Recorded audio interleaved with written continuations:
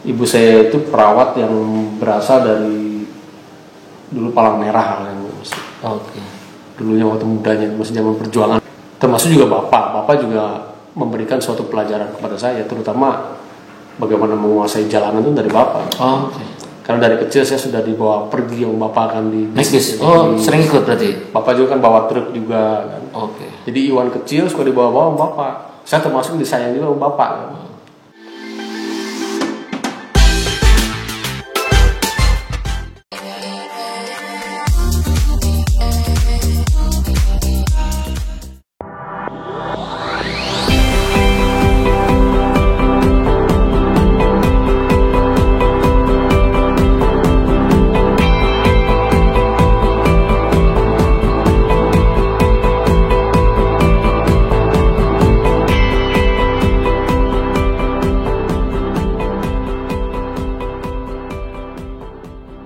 Nah, kita balik lagi ke Pak Iwan nih Pak.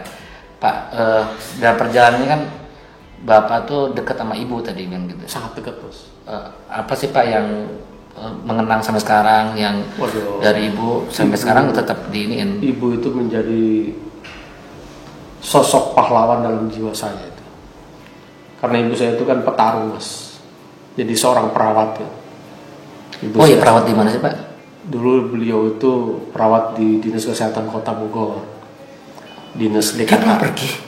Cicurug Bogor, dan terakhir ditugaskan di Puskesmas otomatis kan, Puskesmas, ada Puskesmas Bogor Barat, terus di Baranang Siang juga pernah juga.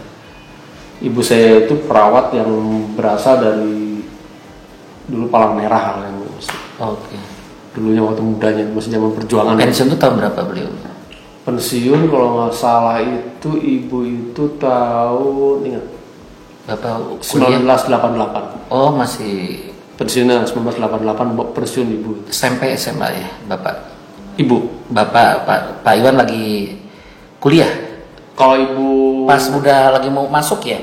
ini pas lagi nganggur, lagi nganggur. Oh, pas Lagi nganggur. Oke. Pas lagi nganggur saya mau mencari jati diri kenapa kuliah atau gimana, itu ibu pensiun. Kalau Bapak Kalau bapak saya kan pengemudi bis kan. masih aktif sampai Tapi kan udah sepuh.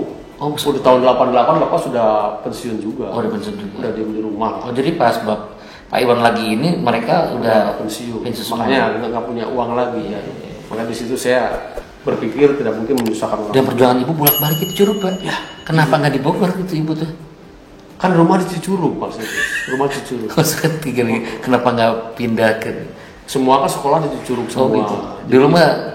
Dan ibu itu nggak sesimpel itu ya. Berangkat pagi pulang sore biasa itu maksudnya. Oh berarti sekarang ketular ke Pak Iwan gitu ya? Di situ. Dan ibu sangat dekat sama saya. Oh, okay. Dekat sekali. Jadi kalau masih kecil saya suka diajak kemana. Tidur juga kadang-kadang masih sama ibu bertahun kan. Jadi perjuangannya. Terus apa lagi Pak? Yang dari diizinkan masuk ke terminal pun ibu juga kuat juga. Ibu yang menanamkan karakter kepada saya. Yang sholat. Karakter tidak boleh meninggalkan sholat. Karakter tidak boleh malas. Karakter tidak boleh menyusahkan orang lain. Harus berbaik hati pada orang lain, itu ibu. Termasuk juga bapak juga memberikan suatu pelajaran kepada saya, terutama bagaimana menguasai jalanan itu dari bapak. Oh, okay. Karena dari kecil saya sudah dibawa pergi sama bapak kan di bis. Oh, sering ikut berarti? Bapak juga kan bawa truk juga kan. Oke. Jadi Iwan kecil suka dibawa-bawa sama bapak. Saya termasuk disayang juga sama bapak kan.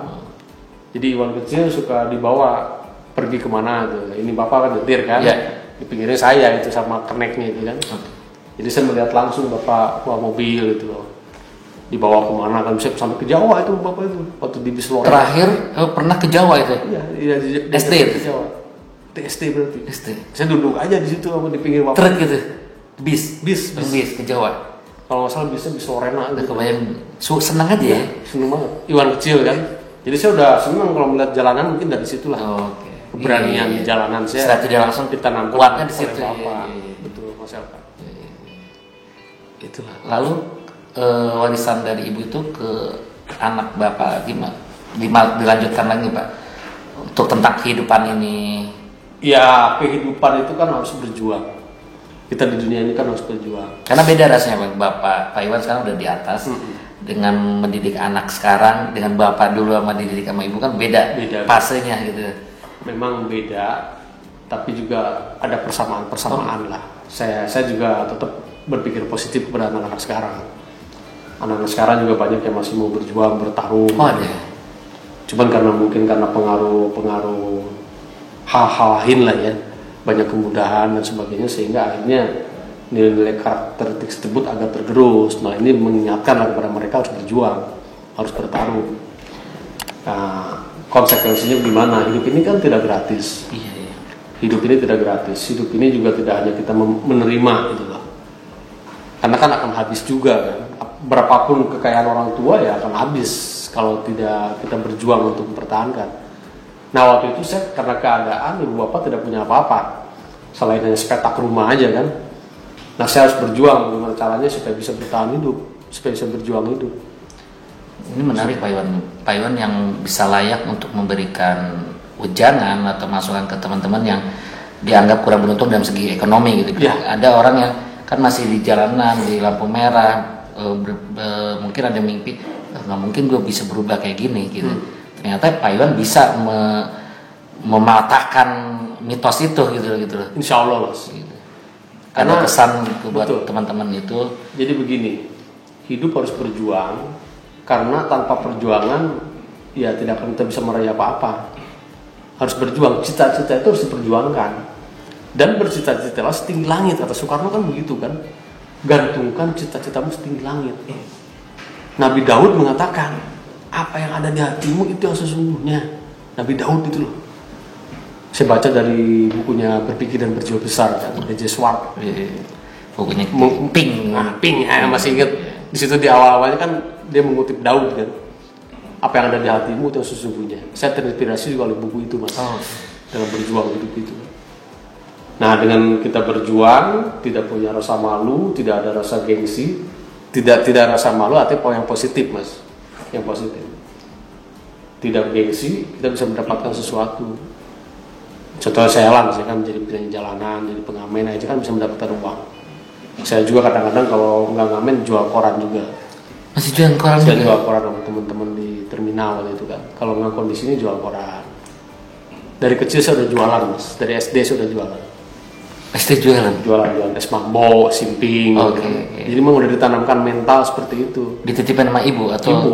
Dititipin ibu atau tetangga. Kan saya keliling kampung jual es mambo, simping, untuk mendapatkan uang.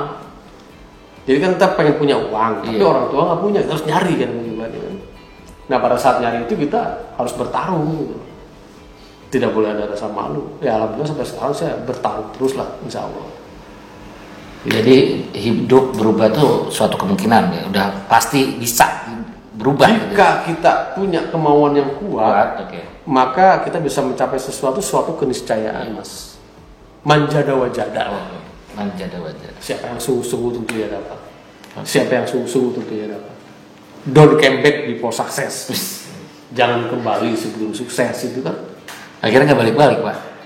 Kita terus aja menjadi sukses. Oh gitu. Kan di antara tangga yang satu dapat tangga yang lain lagi. Setelah tangga sampai kita napas terakhir perjuangan hidup itu. Pasti insya Allah dapat ya. Nah suksesnya kan harus lahir dan batin. Yeah. Jangan sukses lahirnya aja kan. Yeah. Nah kalau kita mencapai sukses batin kan sampai napas kita berhenti. Harus berjuang terus. Nah berarti tentang kehidupan, tentang hukum, apalagi ilmu hukum itu dinamis Pak ya. Nanti kita bisa kaji lagi Pak ya. Kalau Bapak ada waktu kita bikin diskusi tanya jawab buat siapa tahu bisa mencerahkan teman-teman atau masyarakat Bogor gitu untuk dibantu ada permasalahan apa dari segi hukum bagaimana sih kajiannya kayak Siap, gitu. Jadi antara hukum, seni, filsafat, sejarah itu sebenarnya